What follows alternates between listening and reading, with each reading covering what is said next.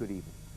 Russians are marking 2 days of official mourning for the hundreds of children, parents and teachers killed at the end of the school siege in Beslan. The town has been overwhelmed with grief and incomprehension as local people spent a second day burying the dead. Representatives from almost every part of the Russian Federation came to North Ossetia to pay their respects to the people of Beslan. From there, our correspondent Jonathan Charles sent us this report. The whole of Russia is in mourning, but only in Beslan as people spent their day going to funeral after funeral. Down almost every street, we found another solemn procession.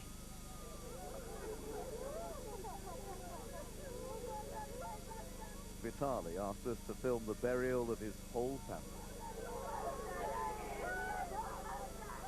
11-year-old Ilona and 9-year-old Timur died alongside their mother.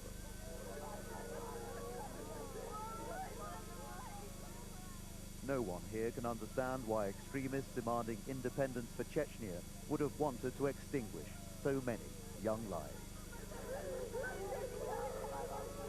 Wails of grief rise from every neighborhood. The sound can be heard throughout the entire town. Ilona, Timur and their mother were just 3 of what people here think could eventually be 600 victims. Tragedy. It's a tragedy, said a neighbor. All the young ones have gone. And that family's agony was experienced by more than 100 others today. They want the world to know, though, of their suffering.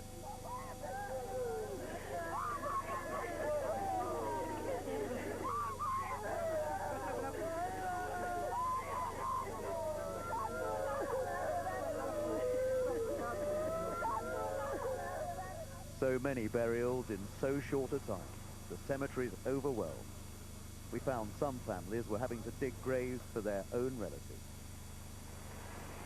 The cries of mourners are drowned out by the roar of earth-moving equipment. The work doesn't even stop to allow families to pay their last respects. This muddy field will be full of graves by the end of the week. For the moment, there's no end in sight to this land's suffering. This hastily dug cemetery will be a constant reminder of a wound that may never heal. Exactly 2 years ago, Beslan School Number 1 was a happy, smiling place. A video shows the pupils enjoying a ceremony to celebrate the new academic year, just as they were when the hostage takers seized the school last Wednesday morning. The gutted remains of School Number 1 are today a site of pilgrimage. Relative after relative arriving to remember their dead, imagining the suffering here as the gunmen and women walked through, threatening to execute anyone who made too much noise. Some bring flowers and candles, others bottles of water and biscuits, drink and food for the children and adults who died thirsty and hungry, denied any sustenance during the 2 days they were held captive. Mayor Beck can't contain his grief. He wanted to see for himself the exact spot where his 9-year-old granddaughter Elena and his daughter-in-law died. Caught in the explosions and gunfire which brought the hostage-taking to a violent end. Mayor Beck says they were killed over there. I was told by the hostages who sat next to them.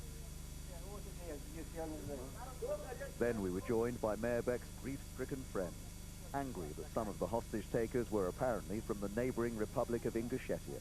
Now they want revenge.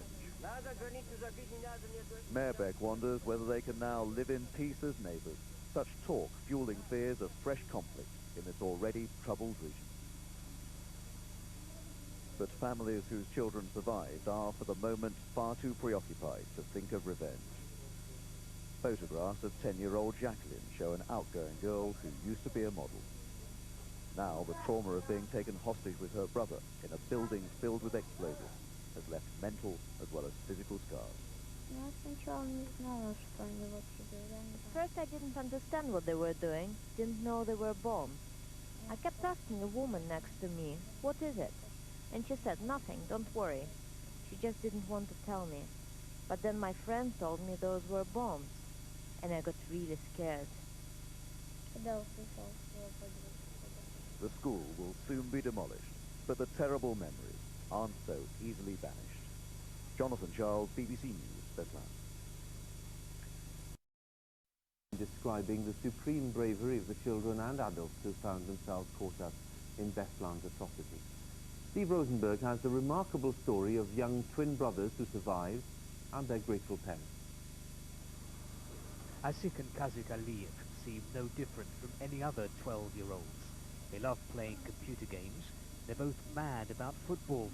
But in the last few days, these twins have witnessed things that no child should ever experience.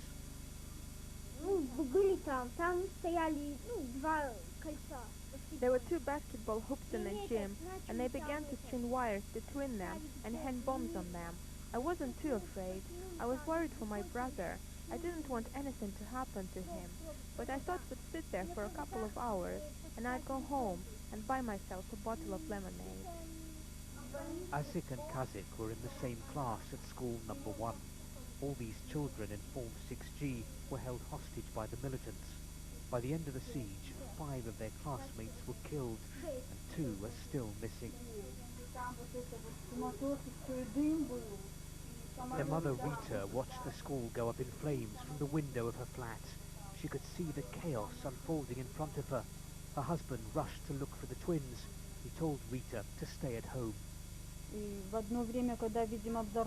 There was loud gunfire all around, and a bomb exploded, and it was obvious the roof had been blown up. And then I saw a cloud of smoke. It looked as if war had broken out. At that point, all my hopes evaporated.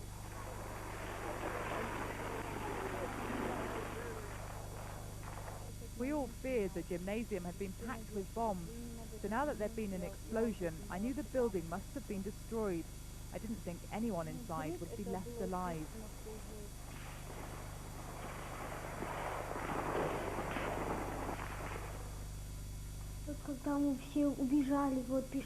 We started running, and there were snipers, and people shouted, "Get away, get away."